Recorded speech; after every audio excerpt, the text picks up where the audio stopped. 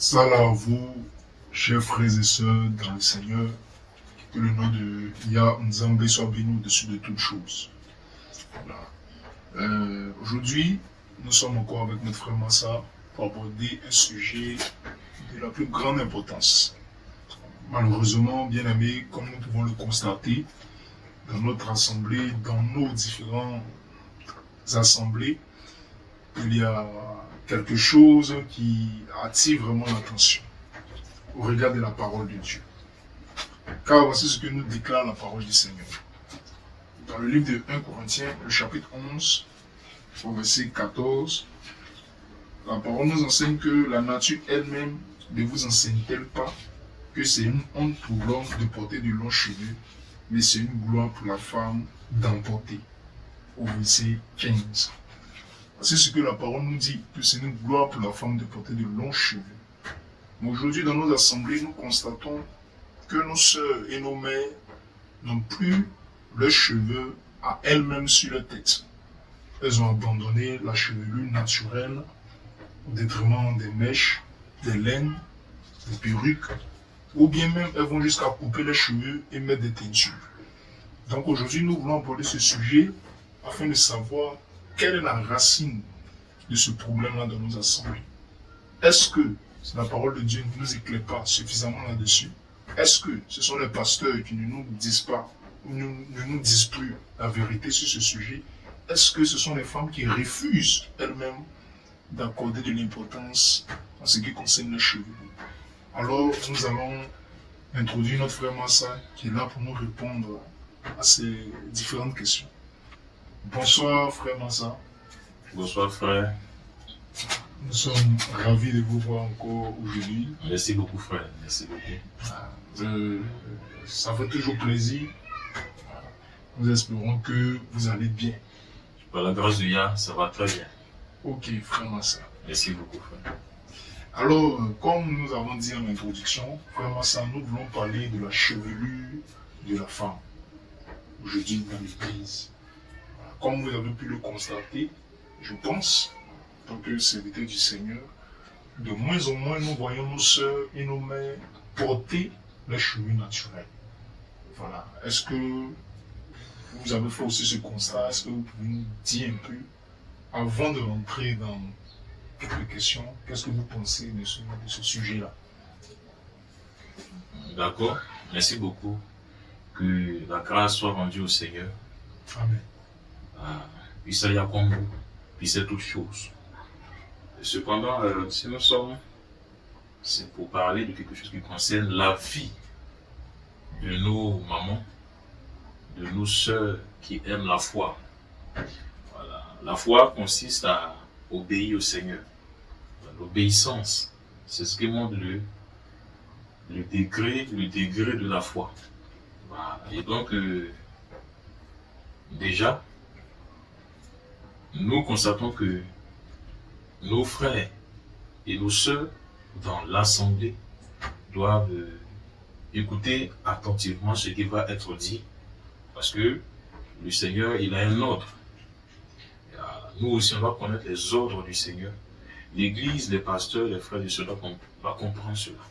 C'est vrai que nous allons parler des choses qui concernent les sœurs, nos mamans et autres encore, mais il est aussi important de comprendre que tous doivent comprendre ce qui concerne la chevelure de la femme. Comme vous l'avez bien dit, nos mamans aujourd'hui portent de moins en moins leurs propres cheveux. Exactement. Elles font d'une adoration, en quelque sorte, la chevelure extérieure, la chevelure étrangère, portent des cheveux étrangers. Et elles ne connaissent pas vraiment d'où ça vient, les conséquences. Est-ce que le Seigneur est d'accord avec ces choses ou pas? Est-ce que ça peut entraver, ça peut les empêcher d'entrer au ciel à la fin de leur jour ou pas? Est-ce que ça peut créer une séparation d'après la volonté du Seigneur? Voilà des choses qui sont vraiment importantes pour l'Église. L'Église aujourd'hui a son chemin à bien regarder. Voilà. Donc voilà un peu pour dire un peu sur ces choses comme vous l'avez demandé frère. D'accord, frère Massa. En tout cas, c'est un sujet qui est très délicat. Voilà. C'est un sujet vraiment, quand tu abordes, faut parce que il y a beaucoup de retraits. Je vois bien. Voilà, je sais que vous voyez un peu de quoi je veux parler. Très bien. Voilà, beaucoup de discussions sur ce sujet. Oui. Alors, vraiment ça. L'une des premières questions, c'est de savoir naturellement pourquoi les femmes aiment les mèches aujourd'hui. Ces choses-là, je vous dis, n'existaient peut-être pas au temps des apôtres, ou peut-être que ça existait. Mais aujourd'hui, pourquoi nous voyons de plus en plus des femmes porter des cheveux étrangers, comme vous l'avez dit, au détriment de ce que Yah, le Tout-Puissant, leur a donné naturellement? Pourquoi? Surtout en Afrique. Est-ce que vous pouvez essayer de nous parler un peu là-dessus? D'accord. Merci beaucoup, frère. La question, pourquoi les femmes ne... aiment-elles les mèches plus que les cheveux naturels? Pourquoi les femmes aiment-elles les mèches par rapport à leurs cheveux naturels? Exactement. Ce qui est naturel n'est pas apprécié en tant que tel par elles-mêmes. Exactement. Elles aiment ce qui est artificiel, ce qui est extérieur. On peut citer tant d'autres, hein, la complexité de nos sœurs. Parlons, restons un peu dans la foi. Okay. Voilà, si nous parlons, restons dans la foi. Okay. On peut parler de ça de façon extérieure, parler des femmes en général, mais restons un peu dans la foi avant d'aller au-dehors. Pour dire que, comme on l'avait aussi bien précisé, à l'époque, est-ce que ces choses existaient? Voilà. Oui, les mèches ont toujours existé. Les mèches ont toujours existé, et ça vient d'aussi très longtemps. Ça vient de chez les nations païennes, les mèches. Les Égyptiens, par exemple, portaient des mèches. À l'époque, les mèches n'étaient pas aussi sophistiquées comme aujourd'hui. Okay. Voilà. Ils portaient les laines. Les laines, c'était des nations païennes qui portaient ces laines. Les laines, les mèches et autres encore, ça se portait à l'époque. Voilà. Et c'était beaucoup une pratique chez les nations que Yah interdisait dans le voir. Le fait de porter les cheveux de quelqu'un d'autre, c'était une pratique qui n'était pas chez le peuple du Seigneur, le peuple de Yah. C'était beaucoup connu chez les peuples païens et étrangers, autres encore, qui adoraient des esprits, parce qu'ils connaissent réellement ce qu'on appelle les cheveux, bien sûr. Alors, aujourd'hui aussi, pourquoi les femmes vont vers ce qui est étranger pour laisser ce qui est naturel? C'est ça. Il y a bien une raison que je vais expliquer. Nous, au moins, savent ce que je vais dire. Quand une femme est née, bon, je dirais, une fille est née, vous voyez un peu, tout y va de l'éducation. Voilà. Si maman est déjà habituée aux mèches, elle va initier sa fille, peut-être même 4 ans, 4 ans, 3 ans à faire des mèches. Vous voyez un peu, non? À 3 ans déjà, à 4 ans, le bébé commence à faire les mèches. Il n'y a pas aussi longtemps, je voyais un bébé de 7 mois porter une perruque pour bébé. Et donc, il y a des perruques pour bébé maintenant. Ok. Voilà. Donc, on va au fil du temps.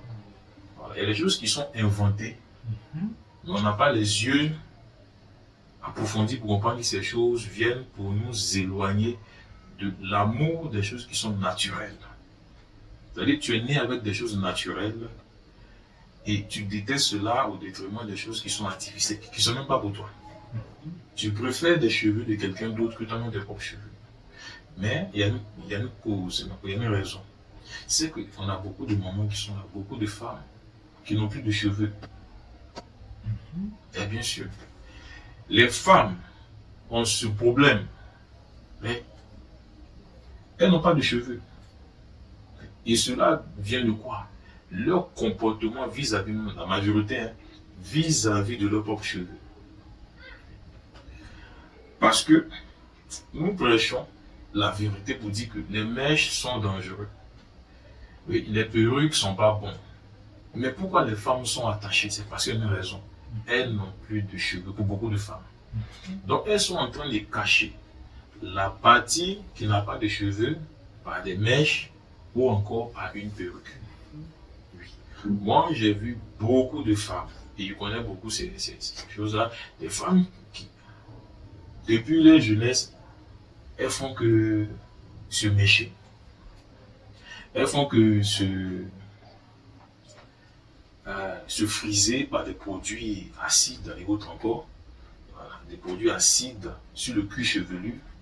Depuis peut-être tu as, et prends l'exemple, tu as 18 ans ou même peut-être 15 ans, tu te frises les cheveux avec des produits cosmétiques, des acides, tu mets ça sur ta peau, ton cuir chevelu et autres encore. À 30 ans, à 35 ans, c'est sûr que ta peau aura des conséquences. Exactement. Oui. Ta peau ne pourra plus produire les cheveux. Donc tu as recours à quoi? Aux perruques. Et donc, ton comportement vis-à-vis de toi-même, ta propre chevelure, lorsque tu étais jeune, t'ont conduit à perdre tes cheveux après. Vous voyez un peu. Donc, il y a des femmes qui n'ont pas de cheveux parce que elles ont maltraité leurs cheveux et elles ont perdu leurs cheveux. Elles sont obligées de recourir à l'artificiel maintenant. Même quand ce ne sont pas leurs cheveux, elles ont besoin de cela, elles se forcent à prendre pour cacher. Parce que la Bible dit c'est honte pour une femme d'avoir les cheveux coupés ou rasés. Elles ont honte. Donc elles sont obligées de se cacher avec l'artificiel. Vous voyez un peu, frères et sœurs? Oui. Voilà.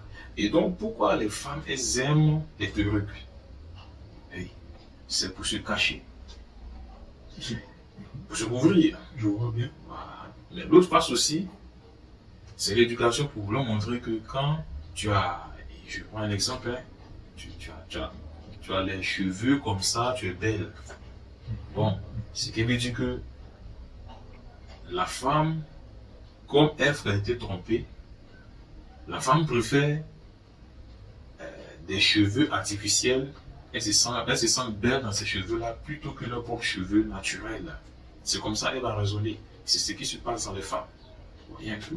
C'est pourquoi la parole a raison. La parole, à un moment, vient te dire que tout ça, ce sont des problèmes qui empêchent les femmes. Le Seigneur a ordonné que les femmes se couvrent les cheveux d'un voile. C'est ce qu'il y a écrit dans les Écritures. Vous voyez un peu? Et c'est beaucoup de choses, frères et sœurs. C'est beaucoup de choses. Donc voilà un peu. La raison pour laquelle les femmes, elles aiment les mèches et autres encore, c'est que depuis elles étaient petites, leurs parents habitués, c'est l'habitude, leurs parents les ont habitués à se mècher et à se complexer. Voilà. Et le plus pire, c'est que en mélangeant les mèches avec tes propres cheveux, en fait, les mèches qui sont du plastique vont commencer à déraciner dans tes propres cheveux. Il y a des femmes qui n'ont pas de cheveux, il y a une bonne partie de leur tête, il n'y a pas de cheveux dessus. Est-ce qu'on peut dire que cela, ce sont des sortes de jugements?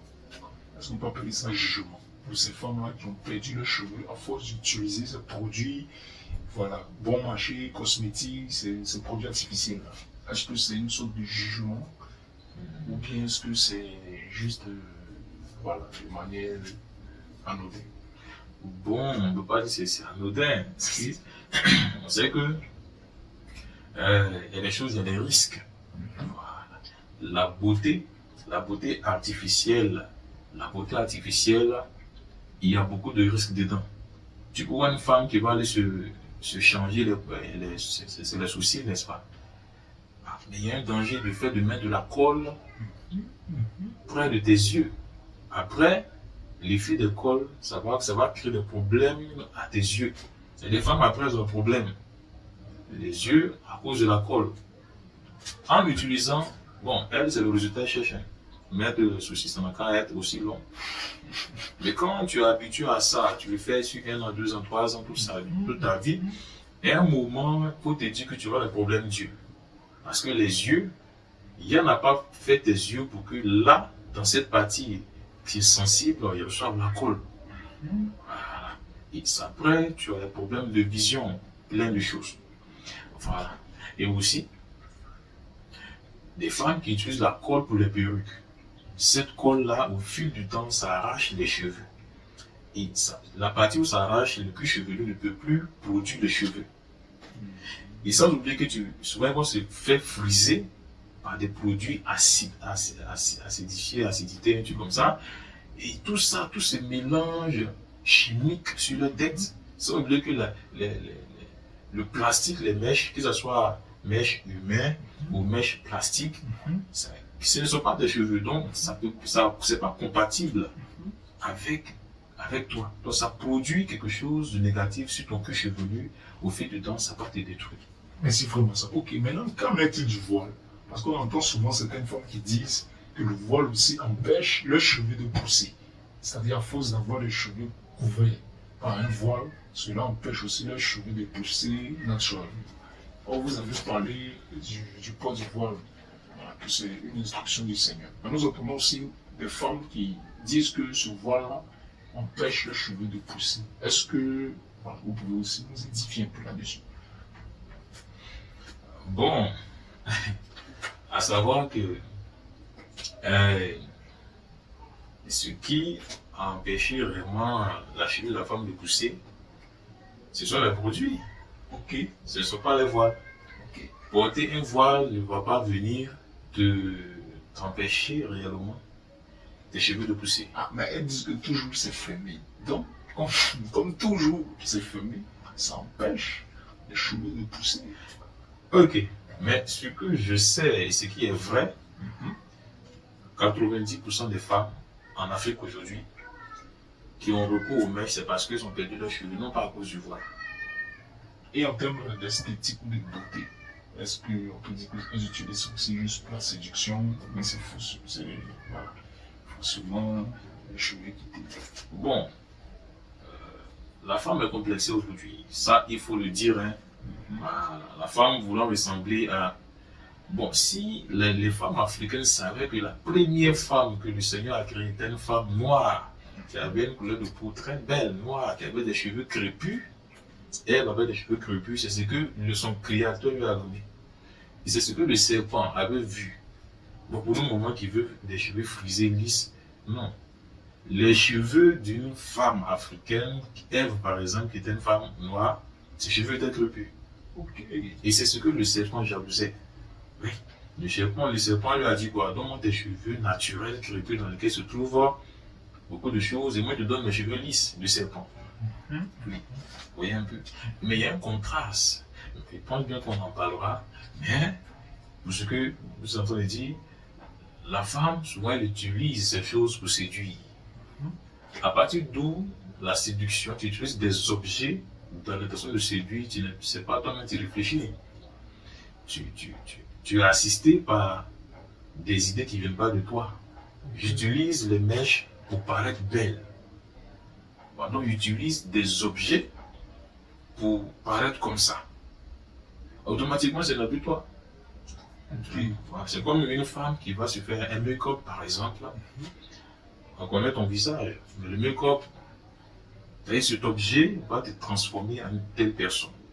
Donc, il y a toi, et puis il y a ce que la beauté artificielle t'a amené à être.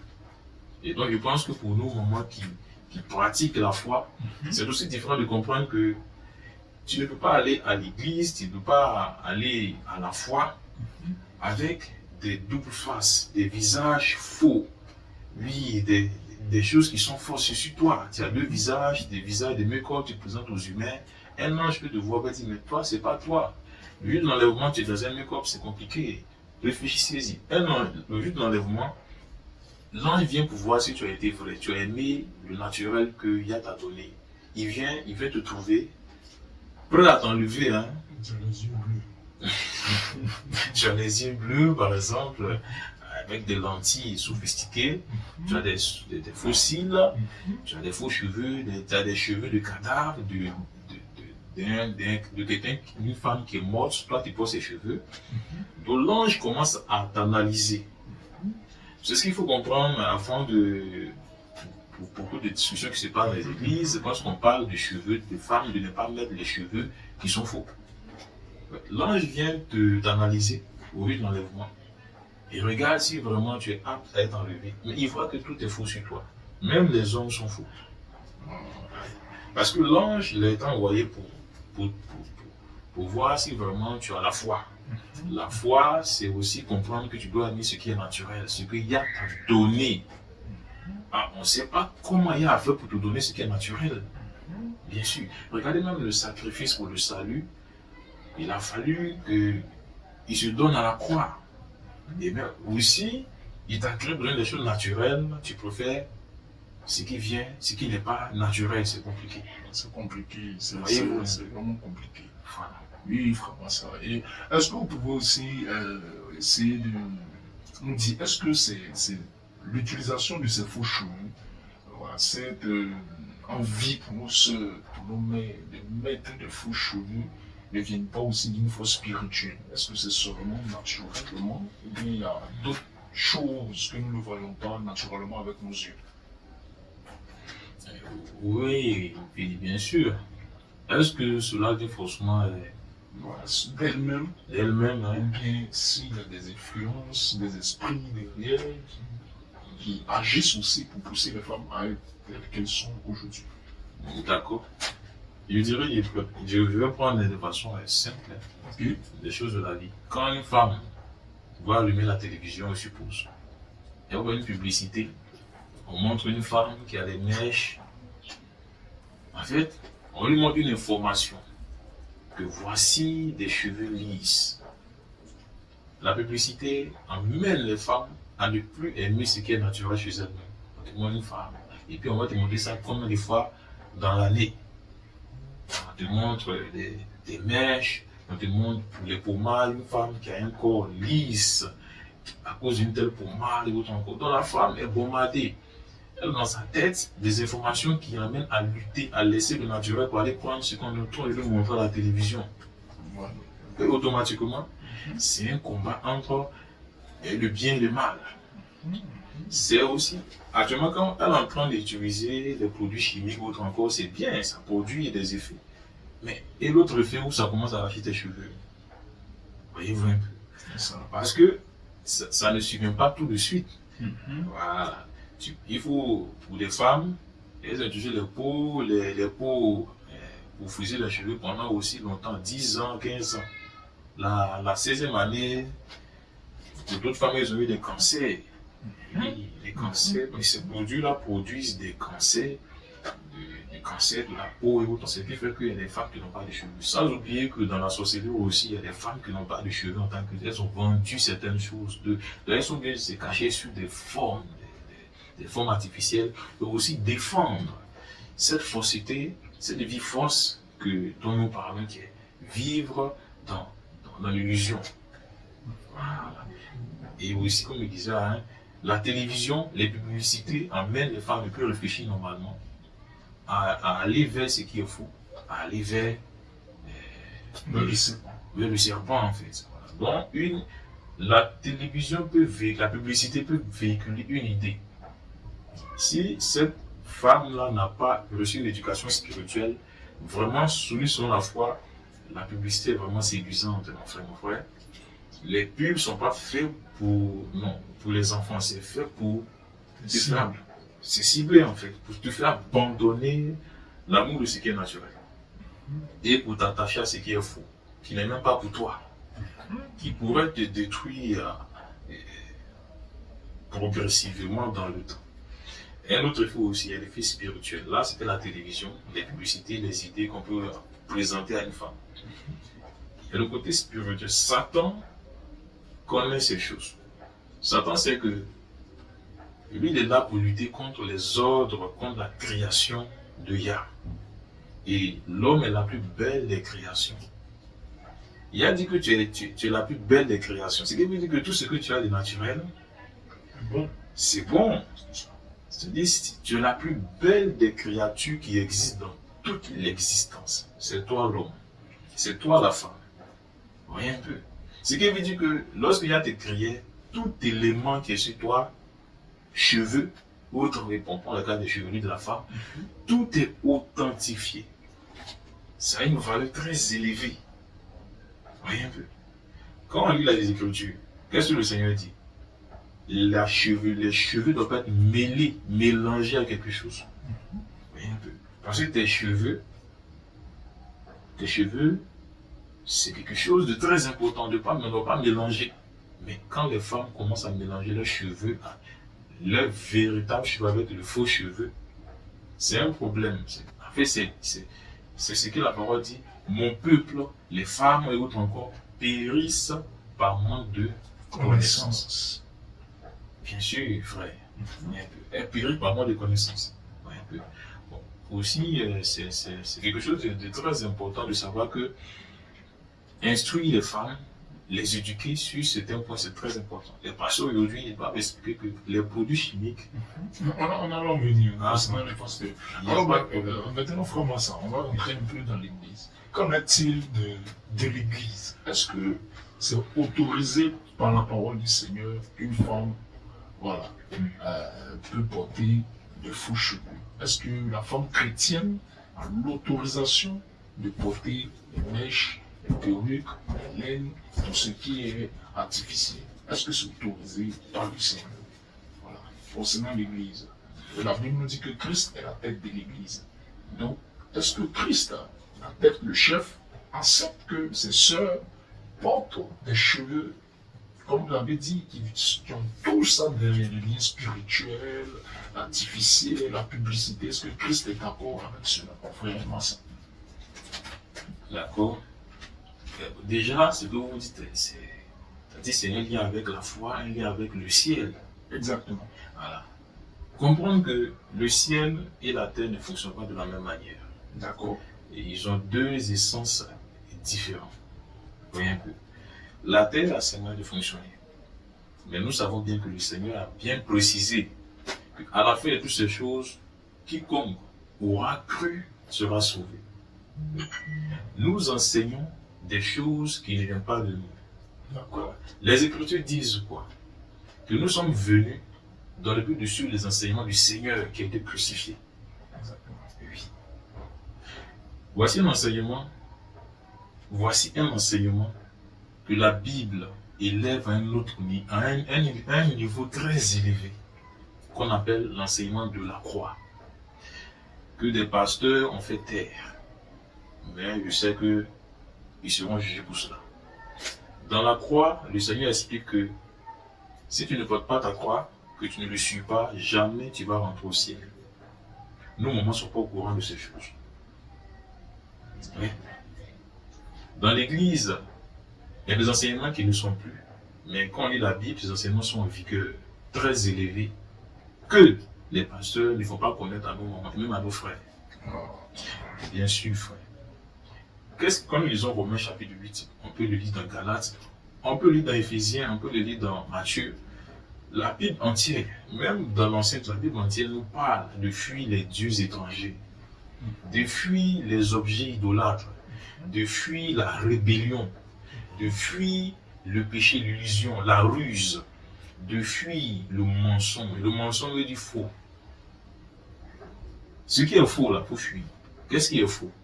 Quand tu as tes propres cheveux et puis à l'autre cheveu, qu'est-ce qui est faux? C'est l'autre cheveu qui est faux. Exactement. Voilà. Quand tu as tes propres yeux et puis à une lentille, c'est la lentille qui est fausse. Oui, mais elles disent que se font belles pour Dieu. Qu'est-ce que vous pensez de ça? Bon, vraiment ça. Bon, je sais que vous avez déjà entendu ça. Et ou non, vraiment ça. Les soeurs disent qu'elles se font belles pour le Seigneur. C'est pour cela que je me demandais qu'est-ce que le Seigneur pense de ça. Est-ce que le Seigneur est d'accord qu'elles se font belles pour lui de cette manière? Ah, se fait belle pour le Seigneur. Oui. Ah bon? Bon, là, c'est quelque chose. Oui, vraiment ça. Je sais que vous avez déjà entendu au moins une fois. Bien sûr. Voilà. Qu'est-ce que vous pensez de ça? D'accord. Parce qu'eux m'ont dit que nous, les serviteurs, on les empêche d'être belles pour le Seigneur. Dans le pour le Seigneur qui est là, qu'est-ce que vous pouvez nous dire là-dessus? Si c'est pour le Seigneur, je voudrais parler à nos mamans pour dire que les pensées de nos mamans ne sont pas les pensées du Seigneur. D'accord. On ne peut pas se faire belle pour le Seigneur. Le Seigneur ne regarde pas à tout ce qu'une femme sera équipée de façon extérieure comme rouge à lèvres, mèches, habits. Non, le Seigneur n'a pas le recours à ces choses. Il ne voit même pas ces choses. Parce que ces choses passent. Ces choses ne sont pas éternelles. Ce n'est pas lui qui a donné, ce ne sont pas des valeurs devant le Seigneur. Ce sont des valeurs devant peut-être des pasteurs, des frères, et devant les hommes qui ont tendance à te regarder avec leurs yeux pour te juger si tu es belle ou pas. Mais est-ce que le Seigneur regarde à ton habillement? Non. Le Seigneur regarde à quoi? Ce qui est présent dans ton cœur. Dans ton cœur, il doit se trouver l'obéissance. Voilà la beauté que le Seigneur regarde. Dans ton cœur doit se trouver l'amour de la parole. Voilà une beauté que le Seigneur recherche. Dans ton cœur se trouver le pardon, l'humilité, oui, et la recherche du salut. Dans ton cœur doit se trouver une beauté qu'on appelle porter sa croix. Ceux qui portent leur croix, ils se sont dépouillés, c'est-à-dire tu t'es lavé. Tu t'es lavé des souillures que tu es devenu propre devant le Seigneur. Mais ce n'est pas quand tu es venu te mettre des faux cils, des faux cheveux, des faux ongles, des fausses pommades. Allons plus loin encore. Non, le Seigneur n'apprécie guère ces choses. Le Seigneur apprécie. Il y a aussi des implants. Alors, on voit souvent de ceux qui utilisent ce genre de choses. Des implants. Des implants pour développer certaines parties de leur corps. Oui, il voit. Comme par exemple des implants, des BBL ou autres encore. Oui. Voilà. Donc là, on peut constater que ce n'est plus la foi. Ok. Là, soit on prend des éléments de la foi pour dire qu'on est dans la foi, mais il est à juger sans apparence que ce n'est pas la foi. Ça, c'est de la moquerie. Et je vous dis la vérité, si des gens se moquent du Seigneur, le Seigneur les laissera faire jusqu'à la fin de leur vie. Ils n'ont qu'à bien se moquer et qu'ils le trouvent où il est. C'est ce qui arrivera pour beaucoup de femmes qui se sont moquées du Seigneur, qui sont arrivées devant le trône au jugement. Voyez-vous un peu? Et donc, pour des femmes qui font des implants pour se développer certaines parties, comme le postérieur, voilà, les seins et autres encore, et même le visage et autres encore, en fait, tu es en train de montrer que tu n'es plus humaine en fait. Il n'y a que les démons qui font ces choses. Les démons, lorsqu'ils étaient des anges, ils se sont transformés, ils ont perdu, pour certains anges, ils ont perdu leur gloire d'ange pour devenir une forme d'humain, abandonnant leur gloire d'ange pour devenir humain. C'est la même chose. Tu abandonnes ta nature humaine propre pour une autre apparence. Tu ne le vis plus comme des humains, tu vis à un caractère de rébellion. C'est très dangereux. Donc, parlons de ce que vous avez dit. Des femmes ne peuvent pas prétendre se rendre belles pour Dieu, comme on le dit en Écriture. Ce n'est pas possible. Selon que l'Écriture dit que les pensées du Seigneur ne sont pas les pensées des hommes. Et donc, c'est ce que je citais, la beauté est ce qui est présent dans ton cœur. On voit l'obéissance, on voit l'amour de la parole, et tout cela se reflète maintenant à l'extérieur, qui n'est pas les rouges à lèvres, qui n'est pas les faux cheveux, non.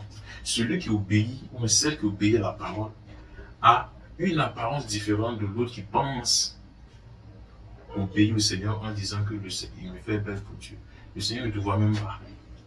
Mais on utilise aussi souvent cette parole que vous venez de dire, le Seigneur regarde au cœur, le Seigneur ne regarde pas l'apparence. Donc vu que le Seigneur ne regarde pas l'apparence, il n'y a pas de mal à se faire coquette, un peu chic. Voilà. Elles disent que quand elles n'utilisent pas ça, c'est comme elles sont délaissées, comme des femmes villageoises, comme des femmes préhistoriques. Donc vu que le Seigneur ne regarde pas l'apparence et qu'il regarde du cœur, voilà, l'apparence, ce n'est rien.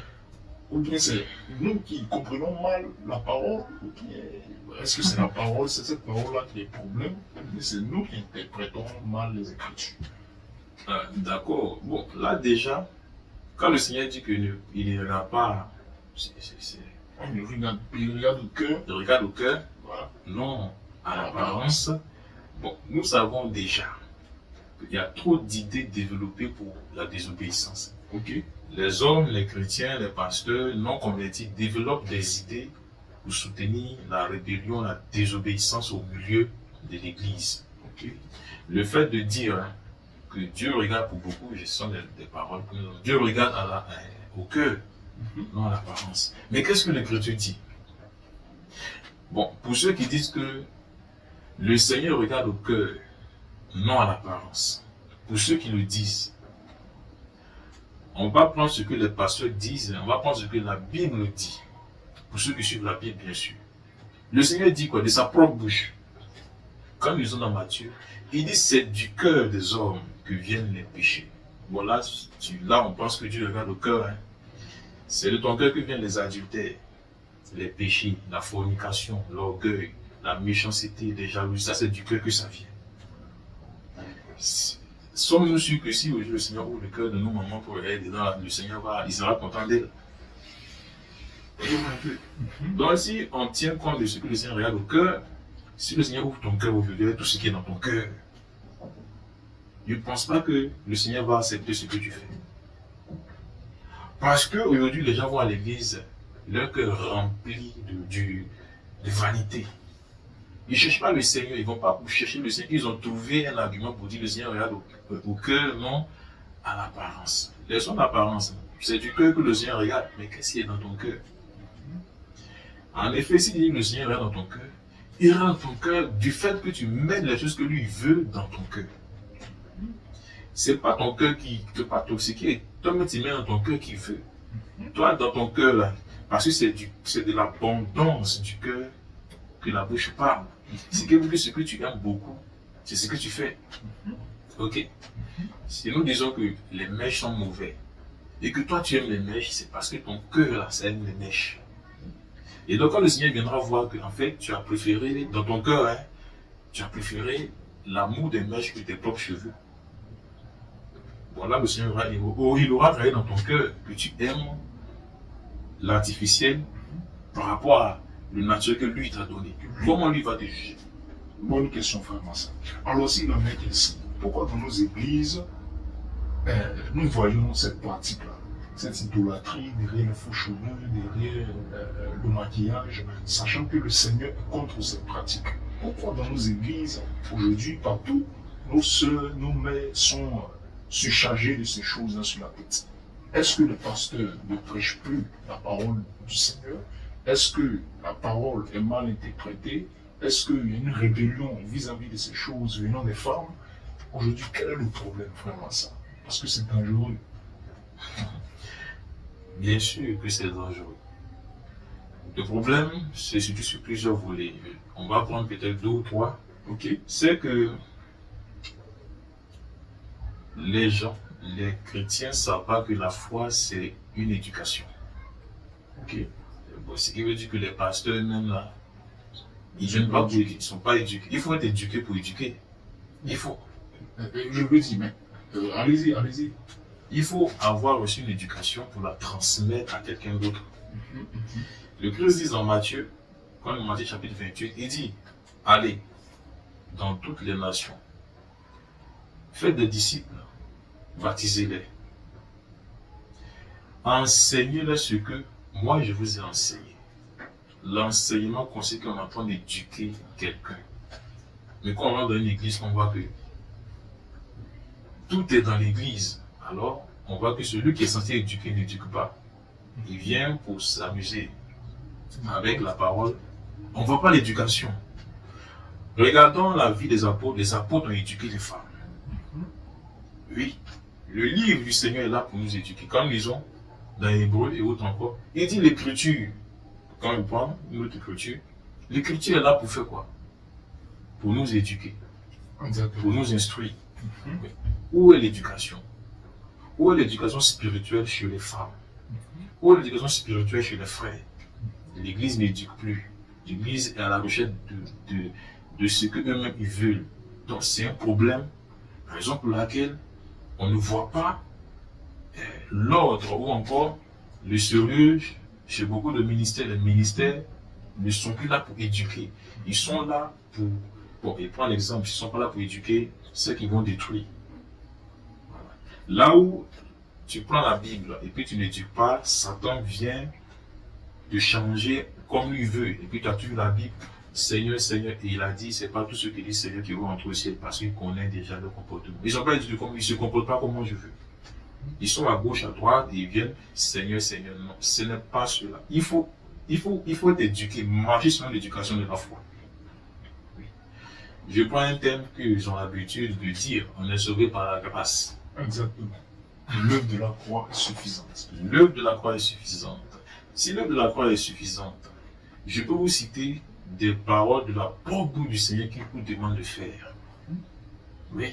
Ce qui veut dire que l'œuvre de la croix est là, n'est-ce pas? Maintenant, il te demande de faire des choses. Malgré qu'il est mort à la croix, il te demande de faire des choses. Comme par exemple, de prier pour des ennemis. Quand je rentre dans un ministère, quand le vent passe devant la porte du ministère, non, les gens sont pleins de colère, de haine contre les gens. Ils ne peuvent pas respecter, vous ne respectez pas les Écritures. Bien qu'il est mort à la croix, mais il te demande de faire quoi? De porter ta croix. Sinon, tu n'es pas digne d'entrer au ciel. D'aimer, de prier pour les autres, même ceux qui te persécutent. Voyez un peu. De ne pas aimer le monde. C'est lui qui l'a dit. Et il a enseigné des personnes. Il a enseigné les 12. Les 12 aussi ont transmis ce que leur maître a dit. Ils ont entendu ce que le maître a dit et ils ont enseigné aussi. Et ils ont écrit ce que le maître a dit. N'aimez pas le monde. Et lui-même il dit qu'il n'est pas du monde pour se faire comme quelqu'un du monde. Qu'est-ce qu'on en dit de ces choses? Qu'est-ce que l'Église dit de ces choses? On dit qu'on est sauvé par grâce, que la croix seulement suffit, que l'œuvre de la croix suffit, que sinon le Christ est vraiment en vain si... non. Non. Lisez l'Écriture, arrêtez de vous mettre des illusions dans la tête. Parce que si vous mettez des illusions dans la tête, en fait, c'est un danger. Quand vous allez vous réveiller, vous êtes déjà condamné. Quand nous lisons les Écritures, il dit quoi? Romains chapitre 8, encore, il dit, si vous vous affectionnez aux yeux de la chair, vous allez mourir. Bien que vous êtes à l'église, vous croyez en la croix. C'est pas que vous croyez en vous croyez au sacrifice du Seigneur. Si vous vivez sur la chair, vous mourrez. C'est écrit dans la Bible, Romains chapitre 8. Lisez le chapitre 8, ça parle de ça. Nous lisons en Galate aussi. Galate dit quoi? Puisque vous savez que vous avez été sauvés par le Christ à travers la croix, le Christ crucifié, cherchez les choses d'en haut et ne vous cherchez pas les choses d'en bas. Et il ajoute encore, tandis que tu crois à la croix, que le Christ, que la grâce va te sauver, il te dit encore, ce mec qui prêche la grâce te dit encore, il ne faut pas vivre comme un idolâtre. Il ne faut pas vivre dans l'impudicité. Il ne faut pas vivre dans la colère. Sinon, tu ne peux pas rentrer au ciel. Pendant même que tu crois en la croix, que la croix, la grâce suffit. C'est la grâce elle-même qui te dit. D'accord, frère. Il y a beaucoup de choses. Il y a beaucoup de choses. Maintenant, lorsque nous voyons cela dans les églises, on peut comprendre que ce sont les serviteurs aujourd'hui qui ne sanctifient plus le peuple. Comme Dieu avait demandé à Moïse autrefois de sanctifier le peuple avant son retour. On peut dire que beaucoup de ministères aujourd'hui ne font pas le travail du Seigneur en réalité. Est-ce que la faute vient directement des pasteurs ou bien est-ce que la faute vient de certaines femmes qui ne veulent pas obéir à la parole qui est dite? Parce qu'il voit qu'il y a deux volets un peu sur ce sujet. Oui, bien sûr. Là, on peut parler aussi de la rébellion de la femme. Oui. On sait, les serviteurs, ils ont déménagé de leur devoir. Ils ne font pas ce que le Seigneur dit. C'est pourquoi il y a trop de serpents qui rentrent dans les églises. Et il y a des anges qui viendront vérifier ce qui se passe dans les églises. Et ils vont faire le rapport dans le ciel. Comprenant que tous ceux qui ont dit qu'ils utilisent la Bible vont comparaître devant le Seigneur. Tous les pasteurs, peu importe qui sont. Ils diront ce qu'ils ont fait. Oui, avec la Bible. C'est mieux de prendre un cahier et puis tu t'arrêtes devant les gens. Mais que de prendre la Bible et puis tu fais pas ce que la Bible te dit devant les gens. Mais je peux parler un peu de la rébellion de la femme dans l'église. Allons-y. Ça aussi, c'est l'une des chutes de l'église. Oui. Alors, frère Massa, nous étions en train de parler de la rébellion des femmes dans l'église vis-à-vis des serviteurs qui s'efforcent de donner droitement la parole du Seigneur. Est-ce que vous pouvez nous dire là-dessus? Oui, nous pouvons parler de la rébellion de la femme. Voyez-vous un peu, frère. Vu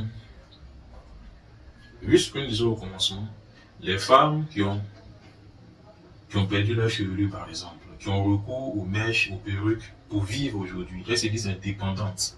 Sans ça, elles ne vivent pas, elles ne sont pas des femmes. Oui.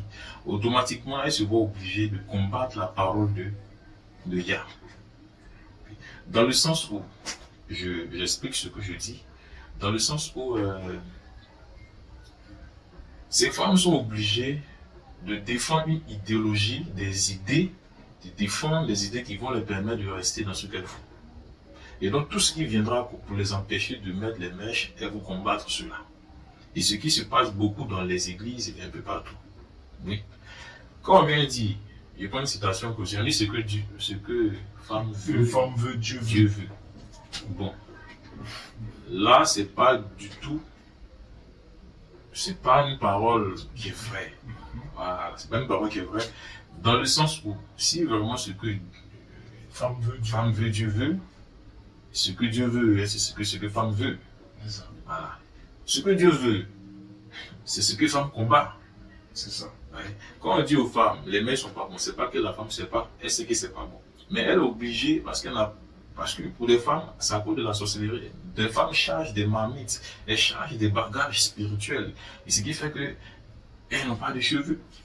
Pour d'autres, elles ont perdu leurs cheveux à cause des produits cosmétiques. Donc là, il y a plusieurs choses. Donc ces femmes défendent une raison. Pour des sorcières qui n'ont pas de cheveux, défendent la rébellion. Elles ne peuvent pas accepter que l'idée de se voiler, par exemple, lorsqu'on dit que la femme met un voile sur sa tête, elle ne peut pas accepter cette idée. Lorsqu'on dit aussi que les femmes, les mèches ne sont pas bonnes, elle ne peut pas accepter cela. Oui. Donc elles sont obligées de faire quoi? De combattre l'Église, de combattre la foi, de combattre contre la parole de Yah. Défendre le fait toujours que, comme elle veut mettre les mèches, défendre qu'il faut mettre les mèches.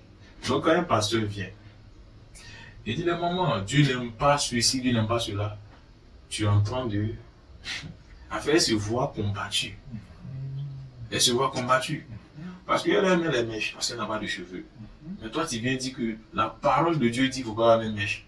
Automatiquement, c'est contre cette parole-là. Elle n'aime pas cette parole. Voilà. Donc elle te voit, et c'est que toi, tu dis une parole qu'elle n'aime pas. Oui.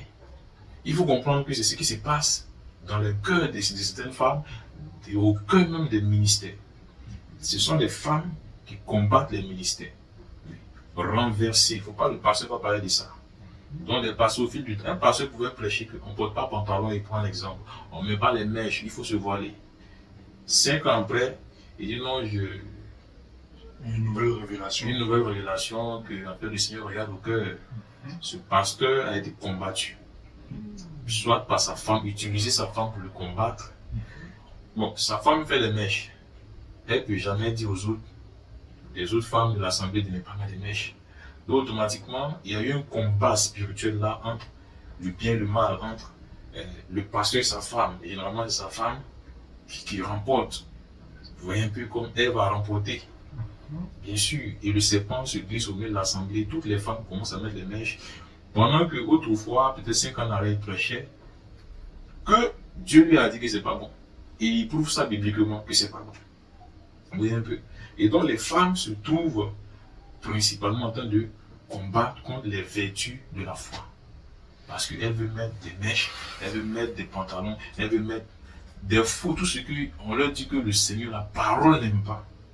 La femme se met à combattre ces choses de façon indirecte pour ceux qui savent, bien sûr. D'accord, frère Massa.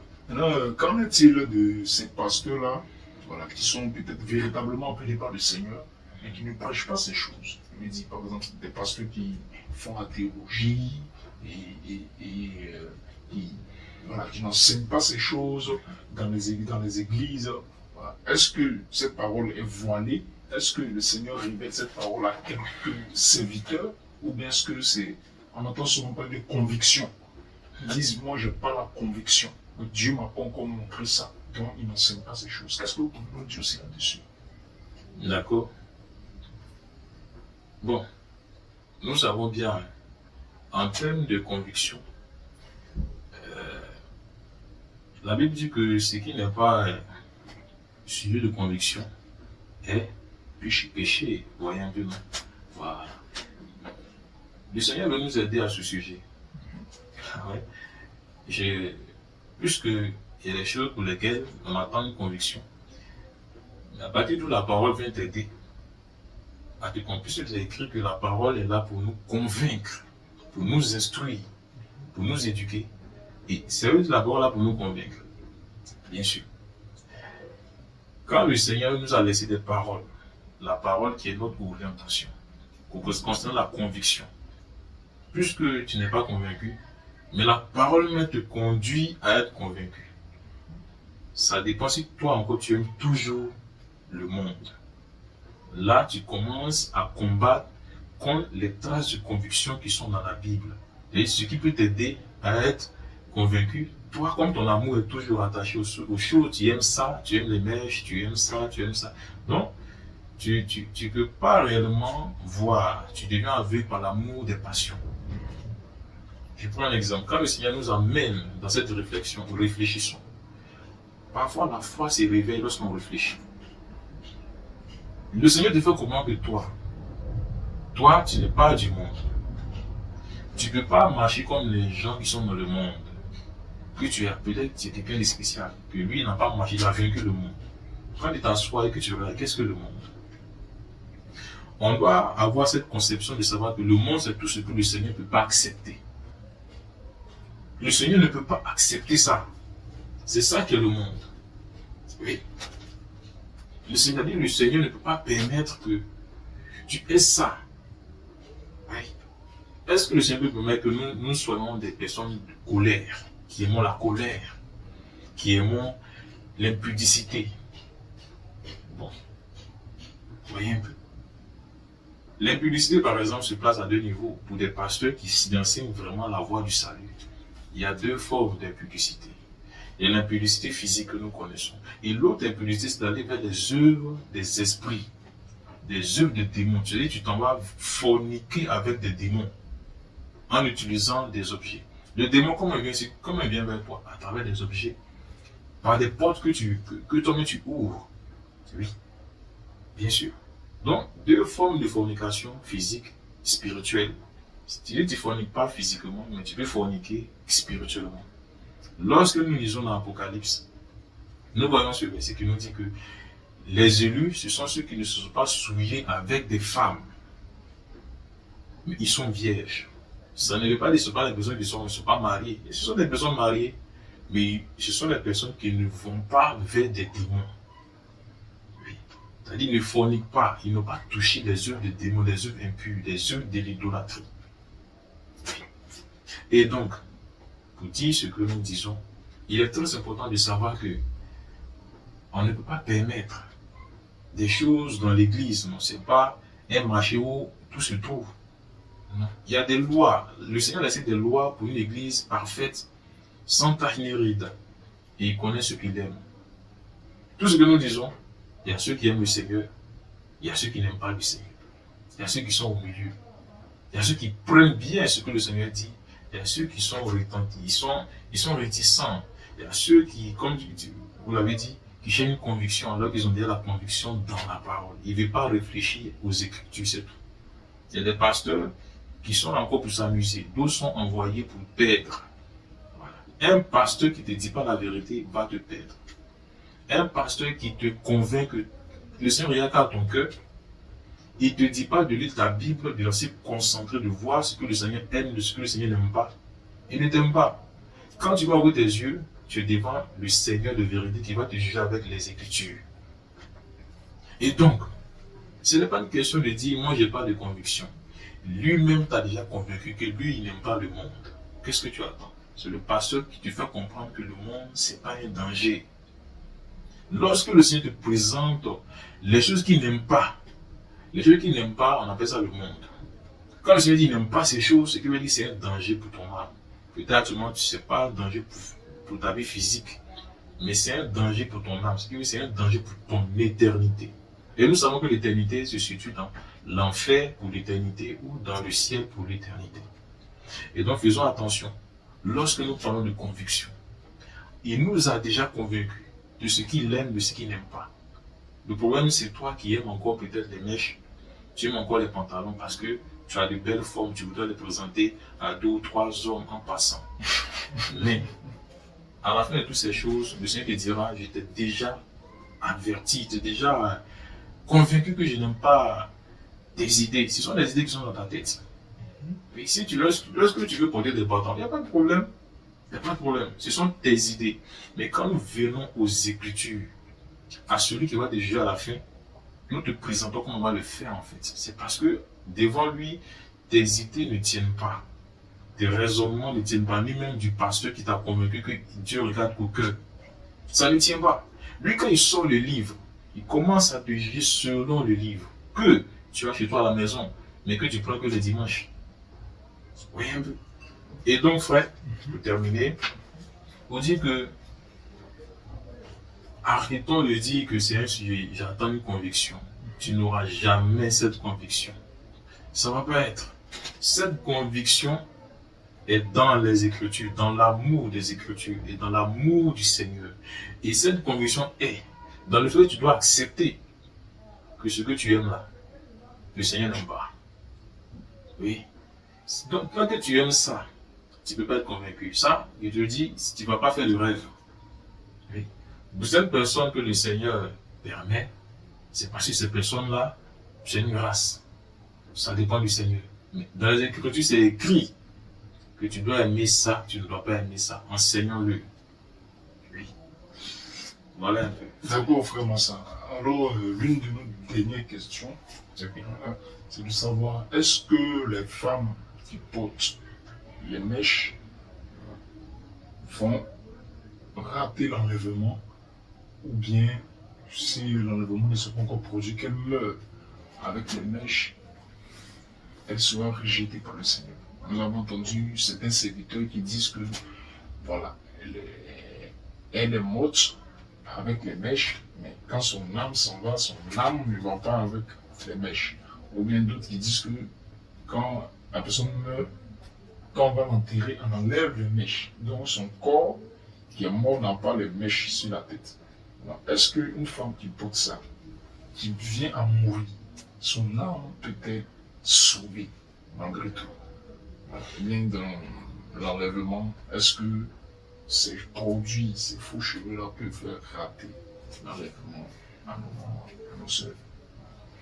D'accord.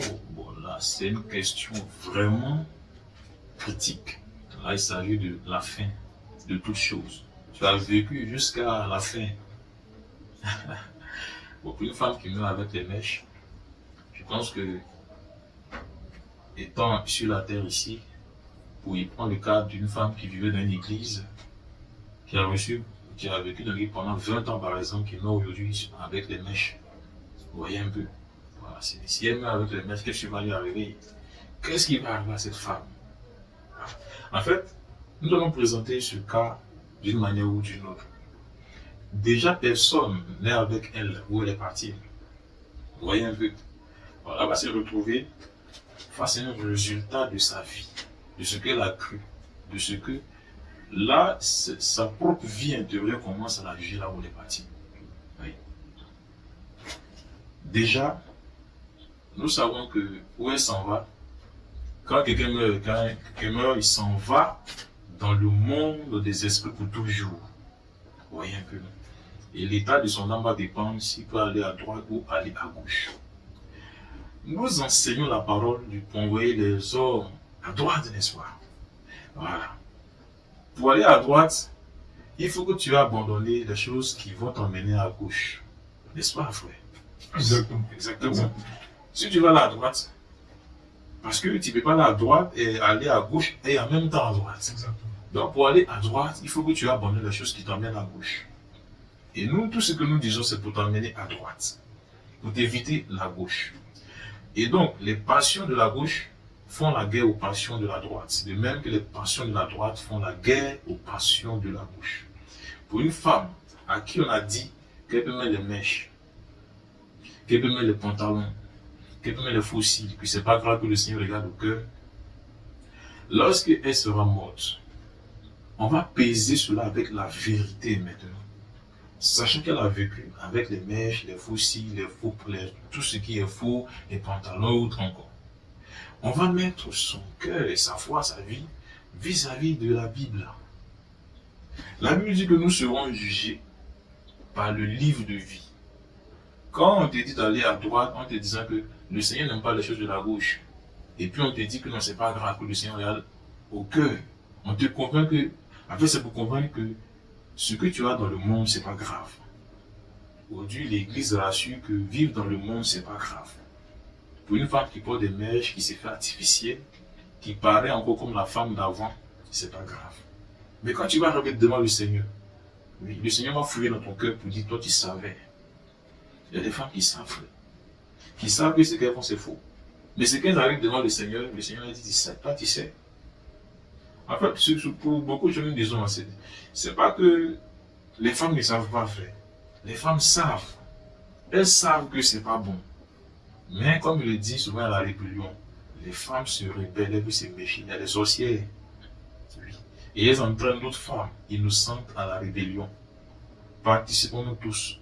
Et quand elles meurent, c'est là qu'elles veulent échapper. Mais tu ne peux pas échapper. Tu as combattu contre la vérité, tu as combattu contre la voie de la droite. C'est dit que dans la parole que les personnes qui sont, on leur donne des biens, des présents, pervertir les voies de la justice. Il y a des femmes qui font cela. Elles sont dans l'église pour envoyer les autres femmes à gauche. Oui. Et le pasteur, s'il n'est pas éveillé, toutes les femmes vont à gauche. Un pasteur éveillé, frère, tu vas conduire les âmes à droite. Leur enseignant leur donne l'éducation que aller à droite, c'est détester les choses de la gauche. Vous voyez un peu. Parce qu'à la fin, on aura besoin, ou encore, nous dirons, Seigneur, sauve-moi. Et lui, le Seigneur te dira, il va dépendre encore la Bible que j'ai dit que tous ceux qui me disent Seigneur, Seigneur n'entreront pas dans le royaume des cieux. Tu peux lui dire pourquoi. Tu lui diras peut-être pourquoi Seigneur. Il te dira que moi, je n'aimais pas ceci. Est-ce qu'on t'a enseigné ces choses? Là, les pasteurs qui sont accusés, en même temps, toi-même tu es accusé. Parce qu'il y a des évangélistes qui sont dans la rue qui te disent que ça, c'est pas bon. Mais, comme soit tu écoutes le pasteur que la Bible, tu écoutes le pasteur que la parole. Parce qu'il y a vu des pasteurs qui disent aux gens que Dieu regarde au cœur. Que lorsqu'on te dit que il faut mettre un voile, on te dira que un tissu peut t'empêcher. Est-ce qu'un tissu peut t'empêcher d'aller au ciel? Mais les instructions nous disent quoi? Que la femme, qu'elle mette un voile sur ses cheveux. Oui, il présente les cheveux comme la gloire qu'elle doit voiler. C'est un voile, les cheveux, c'est vrai.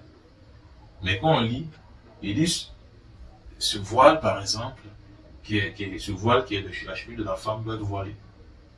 Parce que Ève ne mettait pas de voile. Mais après sa chute, après son alliance avec le serpent, lorsqu'elle a vendu ses cheveux au serpent, le Seigneur a demandé aux femmes de se voiler. Bien sûr. Et donc, frère, une femme qui meurt dans cette rébellion qui est les mèches et autres encore, selon la Bible, ne peut pas être sauvée. Soyons clairs. Le Seigneur attend que nous convertissions. Il n'attend pas que nous remplissions les églises. Ce n'est pas ce que le Seigneur demande. Le Seigneur veut des convertis, des femmes converties, des femmes réveillées pour obéir au Seigneur. Pas des femmes qui viennent avec ce qu'elles veulent. Moi j'aime ça. Moi j'aime ça. Donc tu rejoins les groupes qui combattent la vérité. Tu rejoins le groupe des femmes qui sont contre. Lorsqu'on dit le Seigneur n'aime pas ça, le Seigneur te détruira à la fin. Il dit ceux qui détruisent mon œuvre, je les détruis aussi à la fin. Oui. Donc tu ne peux pas avoir vécu selon comme tu veux, puis à la fin, comme tu vois le feu, tu veux rentrer à droite. Non. Vis selon la droite pour la droite. Si tu vis selon la gauche, tu es pour la gauche. Aime la vérité. Il ne faut pas te jongler, être à gauche, à droite. Non, il faut être à droite. Il ne faut pas être au milieu aussi. Tu es au milieu, à la fin, tu seras à gauche. Donc une femme qui meurt avec ces choses-là, c'est que soit ton pasteur ne t'a pas éduqué. Ton pasteur ne t'a pas dit la vérité sur les choses que le Seigneur aime. Parce que le pasteur, non, je peux le dire vrai, il a une famille, il a des enfants. Je ne suis pas sûr qu'il laisse ses enfants sans éducation. Voilà. Le pasteur éduque ses enfants, il dit, je n'aime pas ceci, je n'aime pas cela. Lui aussi, il y a des choses qu'il aime et des choses qu'il n'aime pas. Et le Père qui est dans les cieux, est-ce qu'il aime tout ce que vous faites? Est-ce que sa parole nous amène à faire ce que nous voulons, à prendre avec nous tout ce que nous voulons? Un pasteur qui voit son fils qui a envoyé chez lui des bagues bizarres, des talismans, est-ce qu'il va accepter cela? Bon, quand le père voit que tu veux un mèche dans sa maison, il va t'accepter. Il voit que même les choses naturelles que tu n'aimes pas, tu viens à elle. les faux cils, les faux cheveux, beaucoup de choses. Et puis tu veux rentrer au ciel lorsque tu es morte. Ça ne marche pas. Aimer la vérité. Aimer la vie, c'est ça la vérité. Oui. Tu as aimé les choses de la vérité va t'aimer. Tu as aimé les choses du mensonge, c'est le mensonge qui t'aime et tu fais pour le mensonge. Oui. Et ce que nous disons, frère, comme il le dit, oui. Ceux qui comprennent cela sont des personnes intelligentes. Oui. Et je sais que vous êtes des personnes intelligentes pour réfléchir. Réfléchissez. N'écoutez pas seulement les pasteurs. Réfléchissez à la Bible que vous avez chez vous. Oui. Parce que c'est elle qui est l'instruction qui conduit. Qu'est-ce que le Seigneur a dit? La foi qui sauve, elle n'est pas grande. C'est comme un petit grain. Oui. C'est comme un petit grain. On va penser que non. Et avoir une petite foi peut supposer aussi que tu crois aux Écritures. Le Seigneur, ce que tu dis de faire, tu le fais. Et lui, il est content de toi. Ce n'est pas le pasteur qui est content de toi, le Seigneur est content de toi. Aujourd'hui, on veut que les pasteurs soient contents de nous. Donc, on vit pour plaire aux gens. Non, il faut vivre pour plaire au Seigneur. Et pour plaire au Seigneur, pour plaire à quelqu'un, il faut éviter de faire ce que la personne n'aime pas. Voilà. Et donc, il faut plaire au Seigneur faisant ce que le Seigneur aime et ce qu'il n'aime pas. C'est très important pour l'Église et pour le salut de nos mamans. Voilà. Merci beaucoup, Frère Mansa, pour cette exhortation, pour cet éclairage concernant les faux cheveux, concernant les mèches, concernant ce qui se passe un peu dans nos églises. Voilà, parce que je sais qu'il y a beaucoup de choses à dire là-dessus. Et vous avez bien voulu nous édifier un peu sur je ne sais pas comment appeler ça, ces cheveux, ces faux cheveux qui fatiguent nos soeurs et nos mères. Vous exhortez nos parents, nos soeurs, nos mères, de ne pas être complexés, à s'accepter telles qu'elles sont, bien sûr, et à se soumettre à la parole du Seigneur. Donc, c'était un peu sur ce sujet-là que nous voudrions parler. Je ne sais pas si vous avez un mot pour la fin, avant que nous finissons avec cette session. Oui. Un petit mot. Un petit mot. D'accord, frère. Le petit mot, c'est que ce que le Seigneur veut, c'est notre sanctification. Voilà. Ce que le Seigneur veut, comme c'est ce que l'Écriture dit, ce que le Seigneur veut, c'est votre sanctification qui va toucher vos enfants, qui va toucher votre mari, qui va toucher votre femme, qui va toucher le ministère, l'Église, qui va toucher le peuple, la sanctification. Maintenant, si on n'est pas sanctifié, qu'est-ce qui touche nos familles, nos églises, nos enfants? C'est notre mauvaise vie. Celui qui vit dans la fausseté, il affecte ses propres enfants, son ministère et autres encore, et son entourage. Ne pensons pas que les choses nous faisons comme ça. Oui. Approchons-nous du Seigneur pour bénir ceux qui sont à côté de nous. On ne travaille pas en vain dans la foi. Tu travailles dans la foi pour ta famille. Oui. Tu es un père, tu es une mère, tu es une sœur. Une sœur est appelée à un avenir. Demain, tu auras des enfants. La vie que tu mènes aujourd'hui, tu vas transmettre cette vie à tes enfants. Donc si tu as été éduqué, cette éducation, tu vas la transmettre à tes enfants. Si tu es un pasteur, tu mens, tu transmets ça à tes enfants et à ta famille. Tu peux même condamner toute ta famille parce qu'on ne joue pas avec l'œuvre du Seigneur. Tu peux même endanger ta femme et tes enfants, leur avenir pour l'éternité. Pas devant les hommes, bien sûr, mais devant le Seigneur pour l'éternité. Donc, je vous exhorte à comprendre cette vérité qui est marchons honnêtement devant le Seigneur qui est là en fait. Bien sûr, marchons honnêtement et disons la vérité. Pour ces quelques secondes, quelques temps qui restent au monde entier, recherchons la sanctification. Oui. Et à cela, frère, excusez-moi pour quelques secondes que je vais prendre, à cela, si ton père ne vient pas à la sanctification, toi va. Si ta mère ne vient pas, toi va. Si ton pasteur ne vient pas, toi va. Si ta femme, elle ne vient pas, va à la sanctification. Si ton mari va à la sanctification, parce qu'à la fin, chacun rendra compte au Seigneur. Tu ne diras pas, mais c'est mon frère, à cause de mon frère, à cause de ma femme, à cause de... Non. Le Seigneur te dira, c'est toi, tu es là. Comment tu as vécu sur la terre la foi. Et donc, ensemble, hein, pour des familles, il est bon de rester unis dans la foi. Oui. De chasser de nous toutes les incrédulités que forgent des mauvaises idées qui viennent de l'extérieur, mais de rester un avec les Écritures. Oui. De chercher à obéir plutôt à développer nos passions en cachant la vérité. Il y a des choses que nous savons que c'est vrai, mais on cherche des éléments qui vont nous permettre de vivre dans nos passions. Dès qu'on trouve un pasteur qui nous dit on peut boire et c'est pas grave, puisque tu voulais boire avant, c'est ce pasteur que tu vas écouter.